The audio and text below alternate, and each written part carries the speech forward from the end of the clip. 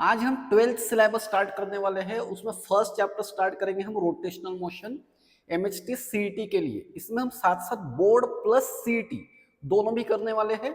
Because देखो board की पढ़ाई जो है वो डिटेल में होती है और डिटेल पढ़ाई का फायदा हमको एमसीक्यूज में होगा। ठीक है, तो चलो स्टार्ट करते हैं। First rotational motion. तो सबसे पहले इस चैप्टर में दो टॉपिक है, एक सर्कुलर मोशन और दूसरा रोटेशनल मोशन है। तो हमको यहां पर पहले स्टडी करना है सर्कुलर मोशन।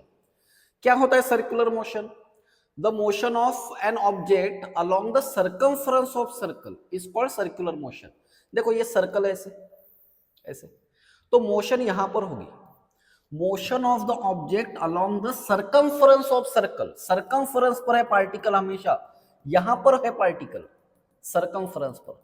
तो ऐसी जो मोशन होगी उसको हम सर्कुलर मोशन बोलेंगे। इसके एग्जांपल तो बहुत सारे हैं हमारे पास डेली लाइफ में भी। तो कुछ एग्जांपल्स देखो यहां पर क्या दिए, motion of earth and other planet around the sun. Motion of earth around the sun है ना, ये सर्कुलर मोशन। बट अर्थ की मोशन अबाउट इटसेल्फ ये रोटेशनल मोशन है। ठीक है, फिर दूसरा एग्जांपल दिया, motion of object tied at the string and hurl. एक स्ट्रिंग लिया ऐसे और उसको एक स्टोन टाई किया और इसको हमने ऐसे ऐसे हर्ल किया, ऐसे ऐसे हर्ल किया, तो ये सर्कुलर मोशन होगी। Motion of tip of minute hand, second hand and hour hand, ये एक बहुत इंपॉर्टेंट टाइप की मोशन है हमारे अकॉर्डिंग टू जो सिलेबस है हमारा, उसमें बहुत बार इस पर डिपेंड क्वेश्चंस आते हैं। तो देखो ये जो पॉइंट है, motion of tip of minute hand, hour hand and second hand, इनका हमको टाइम पीरियड पता होना चाहिए। Time period of second hand कितना होता है? सेकंड हैंड का टाइम पीरियड होता है 60 सेकंड, या हम इसको 1 मिनट भी बोल सकते हैं, है ना, या 1/60 आवर भी बोल सकते हैं। तो जो सिंपल है वो याद रखना है हमको।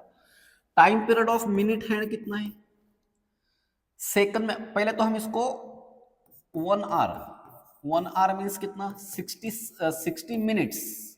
ओके, 60 मिनट्स मीन्स कितने? 60 इंटू 60, तो ये हो जाएगा 3600 सेकंड। ठीक है, फिर time period of hour hand, इसका टाइम पीरियड सपोज अभी अगर 12 बज रहे क्लॉक में, अगर अभी 12 बज रहे तो फिर से 12 कब बजेंगे? 12 आवर्स के बाद। तो यहां पर आएगा 12 आवर्स। इसको अगर मिनट में कन्वर्ट करना है, मिनट में कन्वर्ट करना है तो 12 इंटू 60 कर लो, 720 मिनट हो जाएगा, 720 मिनट्स, है ना। फिर इसको और अगर इसको सेकंड में अगर कन्वर्ट करना है तो फिर से इसको 60 से मल्टीप्लाई कर दो। देखो 60 से मल्टीप्लाई करके तो ये 202, ये हो जाएगा 43200 second.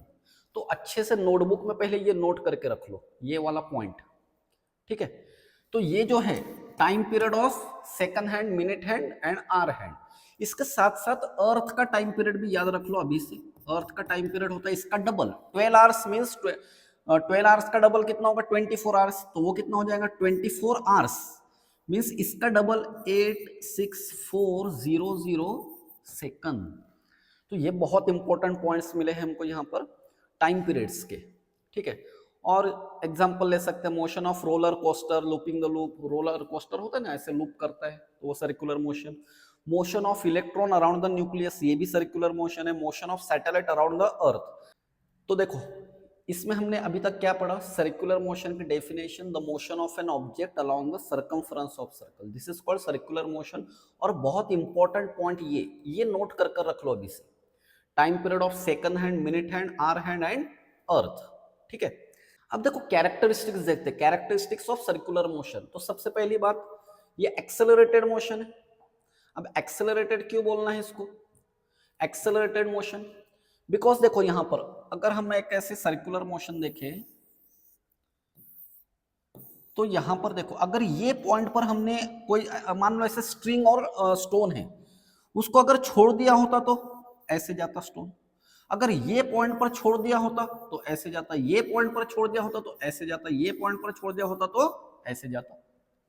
Means at each and every point direction is changing, direction of velocity is changing, velocity changing या वेलोसिटी चेंजेस, वेलोसिटी चेंज हो रही है इसकी because of direction. Velocity change क्यों हो रही है? डायरेक्शन की वजह से चेंज हो रही है। ठीक है। अब जब भी वेलोसिटी में चेंज होता है तब मोशन होती है एक्सेलरेटेड, ये बात हमेशा याद रखना।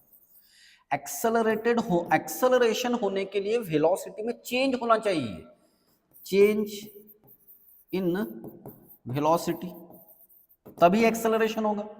अब वेलोसिटी में चेंज कैसे कैसे हो सकता है, या तो डायरेक्शन में चेंज, या फिर मैग्नीट्यूड में चेंज हो सकता है, या फिर दोनों में चेंज हो सकता है, both velocity and both magnitude and direction. तो यहां पर अगर सिर्फ डायरेक्शन में चेंज हो रहा है देन एक्सेलरेटेड मोशन है, बाद में हम इसको देखेंगे यूसीएम है नॉन यूसीएम है। तो इसलिए UCM is an accelerated motion, accelerated motion है। अगर स्पीड इसकी कांस्टेंट है तो भी accelerated motion because of direction. दूसरा पॉइंट क्या है, it is periodic motion. Periodic motion means it repeat itself after equal interval of time, ऐसे रिपीट रिपीट रिपीट होते जाती है, इसलिए पीरियोडिक मोशन। तो ये दो मेन कैरेक्टरिस्टिक्स है इसके सर्कुलर मोशन की। देखो एंगुलर डिस्प्लेसमेंट, यहां से हमारा कंसेप्चुअल टॉपिक्स स्टार्ट होते हैं। एंगुलर डिस्प्लेसमेंट क्या होता है, थीटा से डिनोट करते हैं हम इसको एंगुलर डिस्प्लेसमेंट को। ये सर्कुलर मोशन है, सपोज है कैसे, ये इसका सेंटर है, suppose at any instant particle यहां पर है, सपोज ये पॉइंट पर है, ए पॉइंट बोल देते हैं इसको, मींस ऐसे घूम रहा है पार्टिकल और ये सेंटर है इसका ओ। आफ्टर सम टाइम वो पार्टिकल यहां पर आ गया, ए से बी पर आ गया, तो ये फिर से यहां से हमने इसको पोजीशन वेक्टर ड्रॉ किया, इसको हम रेडियस वेक्टर या पोजीशन वेक्टर बोलते हैं। तो ये जो एंगल बना यहां पर, इसको बोलते हैं हम एंगुलर डिस्प्लेसमेंट। तो इसको सिंपल डिफाइन ऐसे कर सकते हैं हम, the angle traced by the radius vector या पोजीशन वेक्टर भी बोल सकते हैं हम इसको, at the centre of circle. Angle trace by the radius vector at the centre of circle, तो ये एंगुलर डिस्प्लेसमेंट हो गया। अब एंगुलर डिस्प्लेसमेंट का सिंपल एंगल का फॉर्मूला यूज कर लो यहां पर, एंगल थीटा इक्वल टू, ये है आर्क और ये रेडियस है, तो हम इसको सिंपल ऐसे लिख सकते हैं, आर्क लेंथ अपॉन रेडियस। तो सिंपल एंगुलर डिस्प्लेसमेंट का फॉर्मूला बन गया हमारे पास, ठीक है। अब देखो और एक बात नोट करो, यहां पर दो टाइप के एंगुलर डिस्प्लेसमेंट होते हैं। एक होता है फाइनाइट, जो हमने देखा भी, ये फाइनाइट एंगुलर डिस्प्लेसमेंट है, फाइनाइट एंगुलर डिस्प्लेसमेंट, ओके। और दूसरा जो बहुत छोटा होता है, बहुत छोटा फाइनाइट एंगुलर डिस्प्लेसमेंट जो होता है, और एक बात ये स्केलर क्वांटिटी है, this is a scalar quantity. But देखो यहां पर for a very short interval of time, बहुत कम टाइम के लिए ये जो एंगल बनेगा यहां पर, ये छोटा सा एंगल जो दिख रहा है, हम इसको ऐसे डेल थीटा से डिनोट करेंगे, और ये जो आर्क है इसको हम डेल एस से डिनोट करेंगे, डेल एस। तो इसी को देखकर अगर हमने फॉर्मूला लिखा तो ऐसा आएगा, del theta is equal to del S upon R. R को डेल नहीं लिखना है, ओके ना, तो इसको भी लिख लेंगे। और ये वेक्टर क्वांटिटी, अच्छा इसको क्या बोलते हैं हम, इसको बोलते हैं हम infinitesimal angular displacement, infinitesimal angular displacement, ठीक है। And it is a vector quantity, it is vector, because ये बहुत छोटा सा डिस्टेंस है। तो बहुत छोटा सा डिस्टेंस है मींस ये लीनियर डिस्टेंस एकदम स्ट्रेट होगा, means it will depend upon the direction. Therefore हम इसको अब इसके आगे लिखते वक्त हमेशा ऐसे लिखा करेंगे, del theta equal to del S upon r. अब del theta means angular displacement, obviously वो infinitesimal angular displacement, del s means linear displacement. तो यहीं से इसका रिलेशन अभी से हम याद रख लेते हैं, del S equal to del theta cross are. अब ये हमेशा डेल थीटा क्रॉस आर ही होगा, उल्टा मत कर देना इसको, आर क्रॉस डेल थीटा नहीं हो सकता है। क्यों नहीं हो सकता बताता हूं अभी। तो चलो ये हो गया हमारे पास फॉर्मूला नंबर 1 इस चैप्टर का। इसको साइड में नोटबुक में लिख कर रखना है, मीन्स दूसरा पॉइंट आपको लिखना है, एक तो हमने टाइम पीरियड लिखे थे और दूसरा ये था, या फिर ये फॉर्मूला, इस पर से इसको याद रखो। ये है linear displacement angular, S means linear displacement, theta means angular displacement, R means radius vector, कभी कभी हम इसको डिस्प्लेसमेंट भी बोल देंगे, ठीक है। चलो अब एंगुलर डिस्प्लेसमेंट का डायरेक्शन कैसे मेजर, डायरेक्शन कैसा होता है देखो, डायरेक्शन ऑफ एंगुलर डिस्प्लेसमेंट, अगर इसी को सर्कल को हम ऐसे देखें हॉरिजॉन्टल प्लेन में और मोशन एंटी क्लॉकवाइज है, तो क्या करना है, by right hand thumb rule, ये राइट हैंड के फिंगर्स मोशन के डायरेक्शन में रखो, जो थंब होगा ये thumb, this is angular displacement. और देखो ये वेक्टर आर यहां पर है, अब मैंने कहा था डेल थीटा क्रॉस आर ही लिखना है उसको, तो देखो अगर पार्टिकल ऐसे जा रहा है तो ये हमने वेक्टर में पढ़ा है 11th में, डेल थीटा क्रॉस आर, तो इसका इफेक्ट अंदर की तरफ ही होना चाहिए, मींस जो डिस्प्लेसमेंट होगा, ये जो डिस्प्लेसमेंट होगा वो इस तरफ ही होगा, ऐसे ऊपर नहीं अंदर की तरफ, हाँ डेल एस, इसलिए हमेशा डेल थीटा क्रॉस आर लिखना है उसको, उल्टा मत कर देना उसको, आर क्रॉस डेल थीटा लिखा रॉन्ग हो जाएगा, ठीक है। अच्छा यूनिट क्या आएगा इसका, एंगल है, ये तो एंगल है मींस यूनिट रेडियन आएगा, यूनिट इज रेडियन, या कभी कभी हम डिग्री भी यूज कर लेते हैं, तो डिग्री एक्चुअली एसआई यूनिट तो रेडियन ही है, तो डिग्री और रेडियन में अभी हमेशा एक रिलेशन याद रखो, 180 degree equal to pi radian, ये कन्वर्शन फैक्टर आ गया हमारे पास, मींस जहां पर भी जरूरत हो हम डिग्री के रेडियन में कर लेंगे, रेडियन के डिग्री में करेंगे, है ना। अच्छा डायमेंशन क्या आएगा इसका, it is dimensionless quantity, it is dimensionless quantity, क्यों डायमेंशनलेस, बिकॉज देखो मेन जो बेसिक फॉर्मूला है ये है आर्क लेंथ अपॉन रेडियस, तो इसका यूनिट मीटर आएगा, इसका unit metre, metre metre cancel, means dimension होगी नहीं इसको, L0 M0 T0, ये तो हमने 11th के फर्स्ट चैप्टर में भी पढ़ा था, है ना, एंगल इज डायमेंशनलेस, एंगल को डायमेंशन ही नहीं होता, ठीक है। चलो अब देखते हैं इसके बाद एक और इंपॉर्टेंट पॉइंट, एंगुलर वेलोसिटी, इसको हम ऐसे डिनोट करेंगे ओमेगा से, एंगुलर वेलोसिटी, ठीक है। एंगुलर वेलोसिटी को डिफाइन ऐसे करते देखो, the rate of change of angular displacement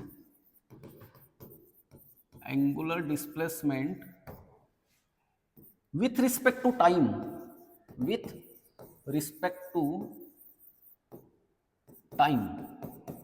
जैसे हम लीनियर वेलोसिटी को अभी तक डिफाइन किया कि 9th क्लास से डिफाइन कर रहे हैं वेलोसिटी को, the rate of change of displacement with respect to time, वैसे हम यहाँ पर एंगुलर वर्ड ऐड कर दिया सिर्फ, तो ये एंगुलर वेलोसिटी होगी, ठीक है।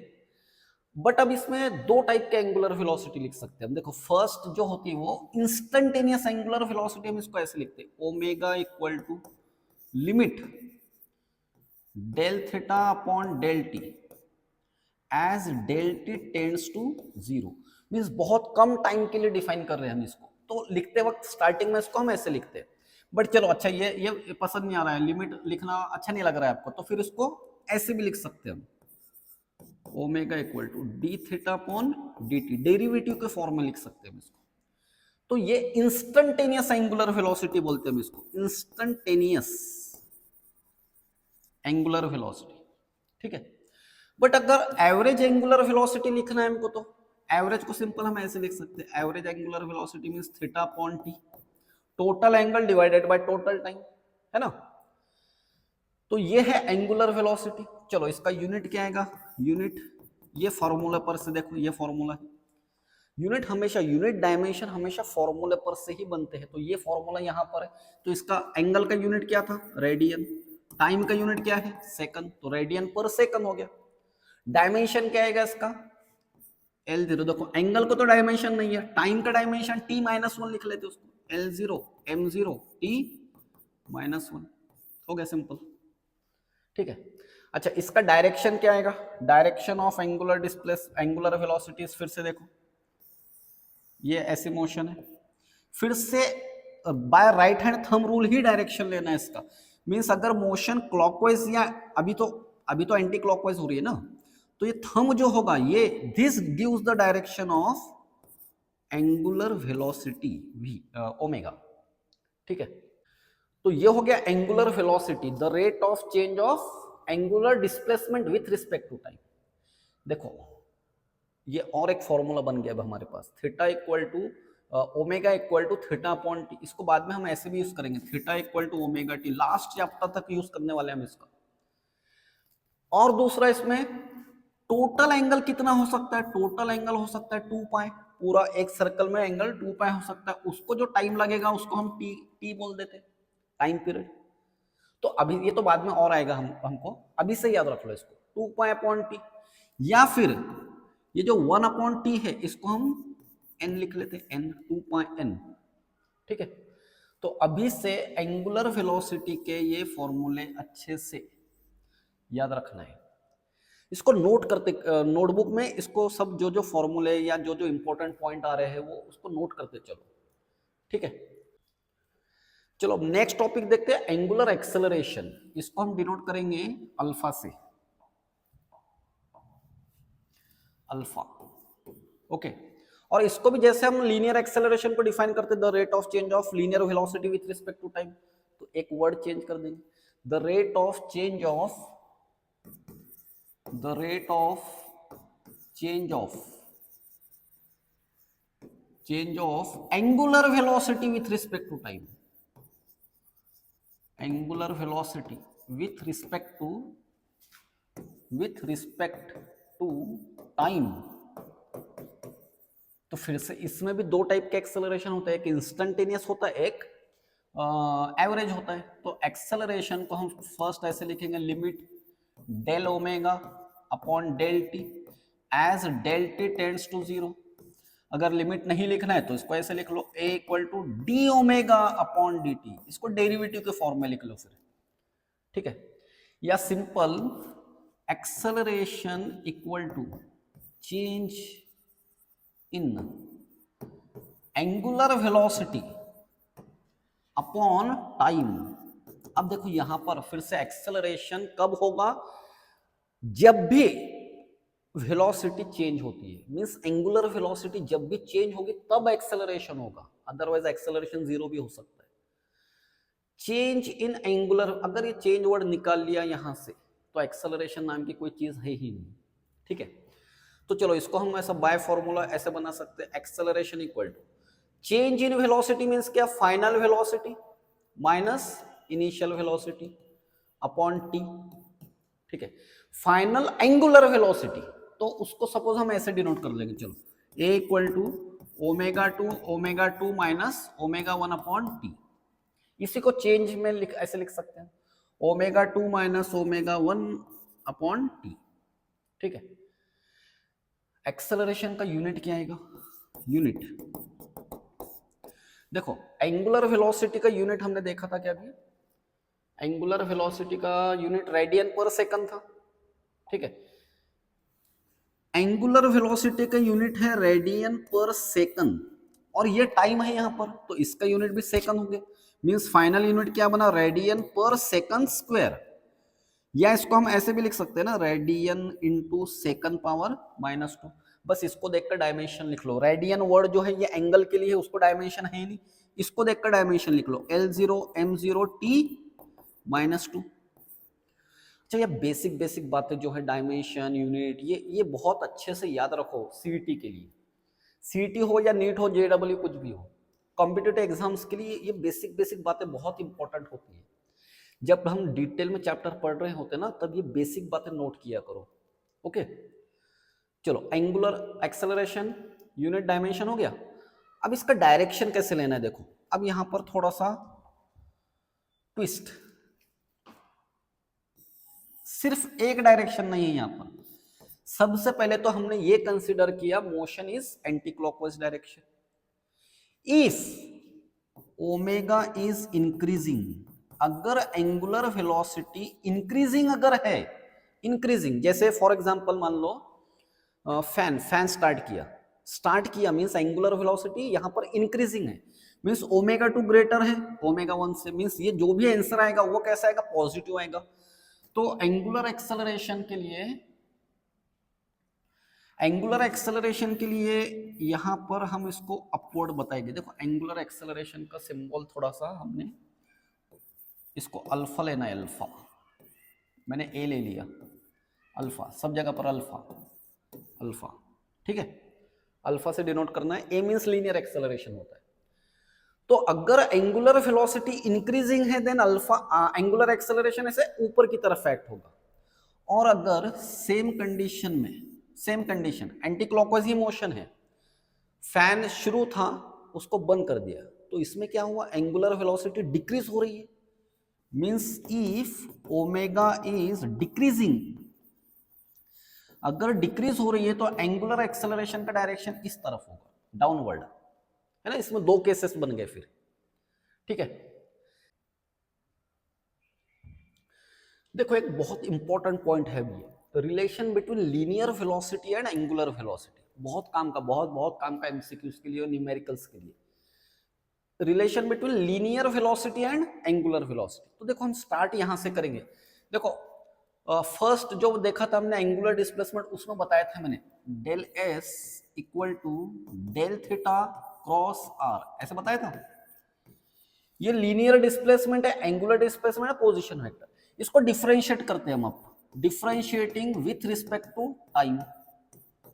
चलो डिफरेंशिएट कर देंगे ऐसे, del S upon del T equal to del theta upon del T cross R. इसको मत कर लेना फिर से, यहां पर कर लिया हमने। Applying limits on both side, दोनों साइड पर लिमिट अप्लाई करेंगे ऐसे, limit del S upon del T as del T tends to zero equal to limit, यहां पर भी अप्लाई कर देंगे as del T tends to zero del theta upon del T cross R. देखो ये limit means ये del T tends to zero, इसका meaning क्या होता है, टाइम बहुत कम टाइम के लिए हम उसको कंसीडर कर रहे हैं। अच्छा मैंने बताया था लिमिट लिखना अच्छा नहीं लग रहा है तो उसको डेरिवेटिव में लिख लो, ऐसे लिख सकते हैं इसको, d s upon D t equal to, इसको ऐसे लिखेंगे d theta upon D t cross are. अब इसको रीड कैसे करते हैं हम, the rate of change of linear displacement with respect to time है, means this is linear velocity v, okay. और ये जो है the rate of change of angular displacement with respect to time, means it is angular velocity omega cross are. तो ये बहुत important formula है, बहुत ही important. v equal to omega cross are ही लिखना है इसको, फिर से आर क्रॉस ओमेगा नहीं लिखना है। एंगुलर क्वांटिटीज फर्स्ट रहेगी, हमेशा याद रखना। सर्कुलर मोशन, रोटेशनल मोशन में हमेशा ये क्रॉस प्रोडक्ट जब भी आएगा तब ये एंगुलर क्वांटिटीज फर्स्ट होते हैं, पहले एंगुलर क्वांटिटीज होते हैं। अब अगर इसको स्केलर फॉर्म में लिखना है, इन स्केलर फॉर्म, तो स्केलर फॉर्म में कैसे भी लिख लो, स्केलर फॉर्म में v equal to omega R लिखो या फिर v equal to are omega लिख लो, है ना। इसमें कुछ फर्क नहीं पड़ेगा, इसमें फर्क पड़ेगा। इसमें हमारे वेक्टर चैप्टर जो पढ़ते हैं हम 11th में, उस पर डिपेंड क्वेश्चन भी ऑलरेडी वो वेक्टर चैप्टर में होते हैं, बट वो तब समझ में नहीं आते आपके, है ना। अब समझ में आएगा। v equal to are omega, या हम देखो अब इसको ओमेगा के फॉर्मूले हैं हमारे पास, आर ओमेगा को हम ऐसे लिख सकते हैं 2 पाई अपॉन टी, या फिर इसको ऐसे लिख सकते हैं 2 पाई n। ये v को जैसे क्वेश्चन में गिवन है वैसे हम इसको एडजस्ट कर लेंगे। तो ये बहुत important point, v equal to omega cross R, relation between linear velocity and angular velocity. चलो अब एक इंपॉर्टेंट डेफिनेशन देखते हैं, यूनिफॉर्म सर्कुलर मोशन क्या होता है, यूसीएम, जिसको हम शॉर्ट में यूसीएम लिखते हैं, UCM uniform circular motion. The motion of particle along the circumference of circle with constant linear speed और कांस्टेंट एंगुलर वेलोसिटी। देखो यहां पर क्या दिया, विथ कांस्टेंट लीनियर स्पीड और constant angular speed. Linear speed भी कांस्टेंट होना चाहिए, एंगुलर वेलोसिटी या एंगुलर स्पीड कांस्टेंट होना चाहिए। मींस ओमेगा इज कांस्टेंट, ठीक है, omega is constant. v is constant नहीं कहा हमने, v पर का एरो निकाल दो, स्पीड इज कांस्टेंट। ये सबसे इंपॉर्टेंट, ओमेगा इज कांस्टेंट, ये इंपॉर्टेंट बात याद रखो इसके लिए। एंगुलर वेलोसिटी इज कांस्टेंट, ठीक है। अच्छा इसके अब motion of hands of clock, देखो यूनिफॉर्म सर्कुलर मोशन में इसके एक जैसी सर्कुलर मोशन, एक जैसा, टाइम उतना का उतना ही लग रहा है हर रोटेशन में उसको। वो जैसे motion of hands of clock starting में देखा था हमने, motion of earth around the sun, इसके कैरेक्टरिस्टिक देखो। अच्छा फिर से एक बात रिपीट, एंगुलर वेलोसिटी कांस्टेंट, तो इसमें कैरेक्टरिस्टिक्स में क्या क्या आएगा, स्पीड रिमेन्स कांस्टेंट, ठीक है, स्पीड कांस्टेंट थी। वेलोसिटी चेंजेस, हाँ देखो मैंने अभी कहा था ना, velocity changes due to change in direction, ये जो सर्कुलर मोशन होती है हर जगह वेलोसिटी चेंज हो रही है, किस वजह से चेंज हो रही है? Due to change in direction, magnitude की वजह से चेंज नहीं हो रही है। Velocity changes due to change in direction, the direction of velocity is along the tangent, tangent की तरफ, ये टेंजेंट है, ये टेंजेंट है, ऐसे ये टेंजेंट है, टेंजेंट है ना, टेंजेंशियल वेलोसिटी बोल सकते हैं हम। अब देखो जब भी वेलोसिटी चेंज होगी तब एक्सेलरेशन प्रोड्यूस होगा, तो फोर्थ पॉइंट में क्या लिखा है? Change in velocity produces acceleration. अब वो एक्सेलरेशन को बोलते हैं हम सेंट्रीपिटल एक्सेलरेशन, ये बाद में और डिटेल में देखेंगे हम। सेंट्रीपिटल एक्सेलरेशन क्या होता है? Centri means centre and petal means towards, the acceleration of particle acting along the centre. तो ये किस वजह से एक्ट हुआ? Due to change in direction of velocity. तो ये सेंट्रीपिटल एक्सेलरेशन ही होता है यूसीएम में, सिर्फ एक ही एक्सेलरेशन होता है, इसलिए यूसीएम इज एक्सेलरेटेड मोशन, तो पहले भी देखा हमने। अच्छा फिर क्या दिया? ड्यूरिंग यूसीएम, हाँ एक ये important point, during UCM work done is always zero. Work done कितना होता है? जीरो होता है। बिकॉज क्यों जीरो होता है? Work is the dot product of force and displacement, F S cos theta. देखो फोर्स का डायरेक्शन इस तरफ है, ये सेंट्रीपिटल फोर्स है, अगर एक्सेलरेशन इधर है तो सेंट्रीपिटल फोर्स भी इधर ही होगा। ये डिस्प्लेसमेंट है, दोनों में एंगल कितना हुआ? 90, cos 90 की वैल्यू कितनी, इसलिए work done will be zero. एक तो रीजन ये दे सकते, या दूसरा हम इसको ऐसे बोल सकते कि देखो सपोज यहां से मोशन स्टार्ट हुई ए से मोशन स्टार्ट हुई, फिर से ए पर आ गई, तो डिस्प्लेसमेंट तो यहां पर जीरो हुआ ना, तो यहां पर एस की वैल्यू जीरो, ऐसे भी बोल सकते हैं, इसलिए work done is always zero. ठीक है, यूसीएम वर्क डन जीरो हो गया। पीरियोडिक मोशन, स्टार्टिंग में कहा था हमने पीरियोडिक मोशन है। अच्छा ये पीरियोडिक मोशन है, मीन जैसे अब motion of hands of clock जो है उनके टाइम पीरियड्स होते हैं, तो ये पीरियोडिक मोशन है। फिर क्या है? यूसीएम में स्पीड, हाँ देखो अब यहाँ पर सब स्केलर क्वांटिटीज जो है, ये स्पीड स्केलर है, speed, kinetic energy, time period, frequency, angular momentum remains constant. Angular momentum vector है बट तो भी कांस्टेंट होता है ना, क्यों होता है आगे देखेंगे हम इसको। But velocity, linear momentum, force, acceleration changes due to change in direction, due to direction, but magnitude remains constant, means इन क्वांटिटी के डायरेक्शन ही चेंज हो रहे हैं, मैग्नीट्यूड उनका कांस्टेंट है ना। और ये जो स्केलर टाइप के जो क्वांटिटीज दिख रही है ये कांस्टेंट है, और ये वेक्टर्स क्वांटिटीज जो है वो चेंज हो रहे हैं, बट किस वजह से चेंज हो रहे हैं? Due to direction. चलो अब नेक्स्ट और एक डेफिनेशन देखते हैं, non UCM, non uniform circular motion. तो सिंपल इसके अपोजिट, यूसीएम के अपोजिट आ जाएगी the motion of particle along the circumference with variable speed. देखो वेरिएबल स्पीड है ना, इज कॉल्ड नॉन यूसीएम। जैसे हमने फैन को स्टार्ट किया तो फैन की स्पीड बढ़ते गई, तो ये जो सिचुएशन थी वो नॉन यूसीएम थी, बट जब वो कांस्टेंट स्पीड से घूम रहा है तब वो यूसीएम है ना। तो यहां पर इसके फिर से कैरेक्टरिस्टिक्स देख लो। अब variable speed mean speed change हो रही है तो वेलोसिटी भी चेंज ही होगी। Speed changes continuously, velocity of particle changes due to change in both magnitude and direction, दोनों की वजह से वेलोसिटी में दो चेंजेस हो रहे, इसलिए दो एक्सेलरेशन हो गया। अब यहां पर कौन कौन से acceleration? The change in magnitude of linear velocity produces tangential acceleration. देखो एक एक्सेलरेशन इस तरफ, ये टेंजेंशियल एक्सेलरेशन है, और मैग्नीट्यूड डायरेक्शन की वजह से जो होगा वो सेंट्रीपिटल एक्सेलरेशन होगा, एसी। ठीक है, तो अगर पार्टिकल यहां पर है तो इस पर एक एक्सेलरेशन इधर एक्ट हो रहा है, एक एक्सेलरेशन इधर एक्ट हो रहा है, तो इनका जो नेट एक्सेलरेशन होगा वो ये होगा। तो parallelogram law of vector addition से क्या लिख सकते हैं हम इसको? a equal to root of at square plus ac square plus twice at ac cos theta, but theta कितना है उनमें? 90 है, इसलिए वो थर्ड टर्म तो जीरो ही हो जाएगी। ये एक इंपॉर्टेंट फॉर्मूला नोट कर लो अभी। तो देखो फिर से देखो, velocity changes due to change in both magnitude and direction. तो मैग्नीट्यूड की वजह से जो एक्सेलरेशन प्रोड्यूस हुआ उसको क्या कहा हमने? टेंजेंशियल। डायरेक्शन की वजह से जो एक्सेलरेशन प्रोड्यूस हुआ उसको क्या कहा? रेडियल एक्सेलरेशन या सेंट्रीपिटल, दोनों एक ही बात है यार। तो यहाँ पर दो एक्सेलरेशन, ये बात इंपॉर्टेंट याद रखना, आगे और काम में आने वाली है। नॉन यूसीएम में दो एक्सेलरेशन होते हैं, यूसीएम में एक ही एक्सेलरेशन है। Resultant linear acceleration is vector sum of tangential and radial acceleration, means ऐसे ऐसे बोल रहे हैं, a equal to a c plus a t, इसका ही मैग्नीट्यूड मैंने यहां पर लिखा, root of a t square plus a c square.